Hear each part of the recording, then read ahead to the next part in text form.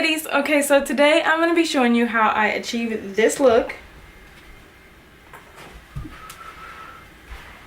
Yes, so I posted a picture on Instagram the other day wearing my hair like this, and everybody just was dying to know how I did it. So that's what I'm going to be doing today.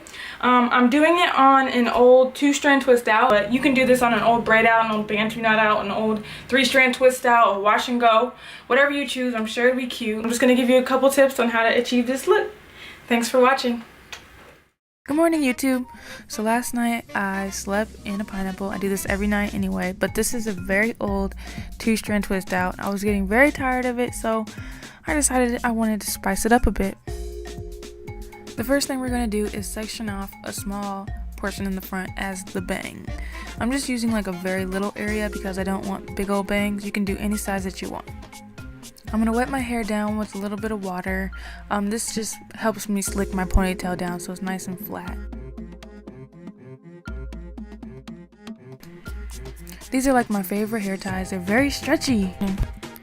Can't forget my edge control. I love this stuff. I use it all around to keep my hairs down and in place, and this helps smooth my hair into the ponytail. I also use a lot of it on my shaved side since it's growing out now, and here's how long it is. So I like to use a lot of this edge control, which really smacks it down and keeps it like concrete.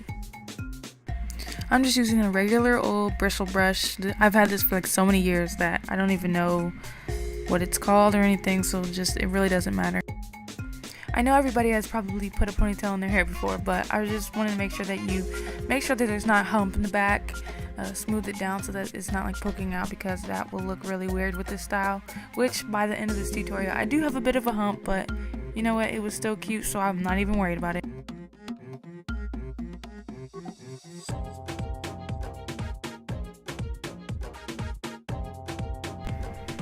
I did have a bit of a hump in the back, so I'm just going to put a few bobby pins up there to kind of flatten it out.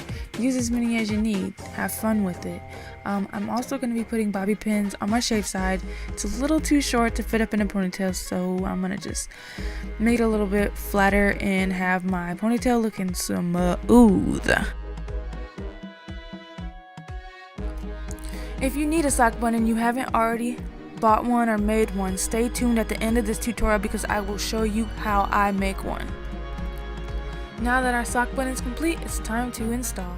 I like to just roll all my hair up, that way it slides right over all the hair effortlessly. What you see me doing here is I'm just trying to make sure that all the hair will go over the bun in a thin layer so that there's no spaces exposing the sock. Now I'm just bobby pinning it down over the sock bun, but I'm leaving my ends out because we're going to do something with those.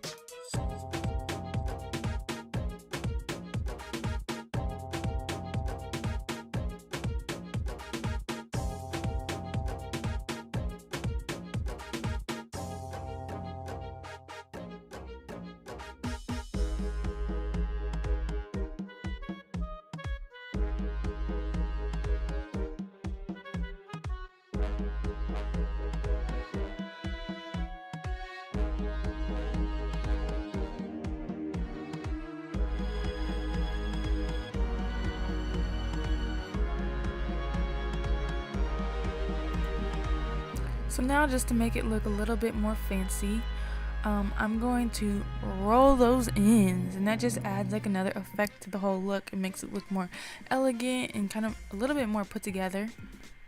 You'll see me adding a bobby pin every so often because I want it to stay in place. Like, my ends are kind of short, so sometimes if I don't bobby pin them, they'll kind of fly up, and I don't want them to stick out.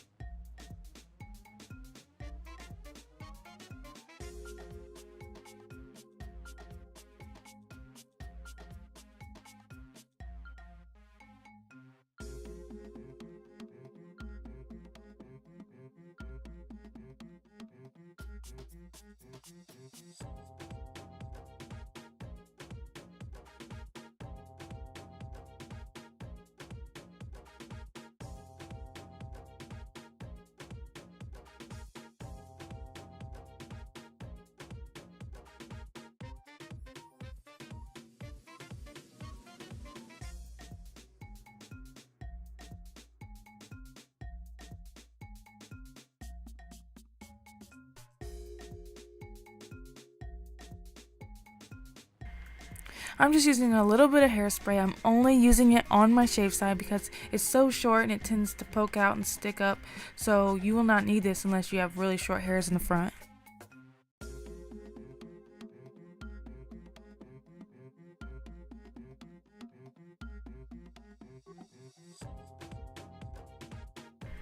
Now I'm just going to kind of bobby pin my bangs in the direction that I want them to sit for the day. You can do whatever you want with this front. You don't even have to bobby pin it. I'm just doing it so that it stays to one side and it's not flopping in my face. And it's pretty windy outside, so I don't want to lose control of my bang. If you have longer bangs and you feel like they're like all up in your face, you can find a creative way to kind of like twist them around or like bobby pin them a certain way so that they're a bit shorter. I'm sure I'll do a tutorial in the future showing how to do that, but just have fun with it. There's no rules to this. Just follow your heart, girl. Follow your heart.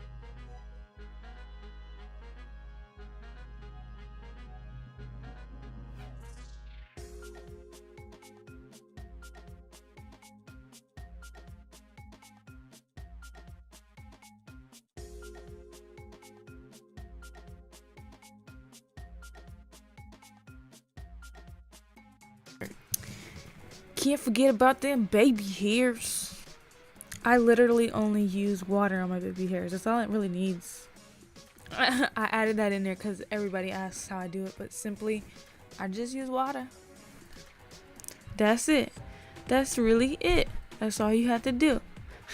Thank you all so much for watching, and don't forget to subscribe and follow me on Instagram at Forever Flawless.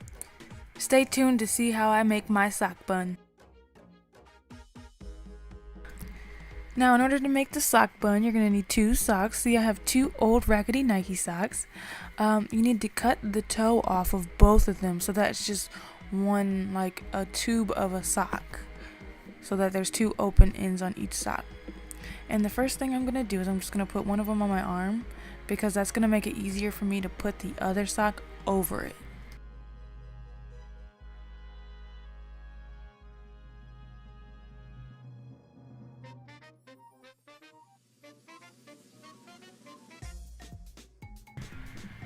Okay, so just make sure that the socks are even, and once they're even, you get to start rolling. I usually start on the raggedy end where the toe is cut off, that way it doesn't look raggedy at the end.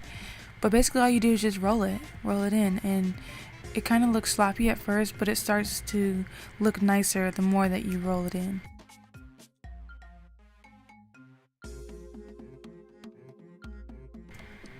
To finish it off, I always take these 2 little ends and kind of wrap them around the whole donut shape. That way it's like tightly secure and I don't have any loose ends.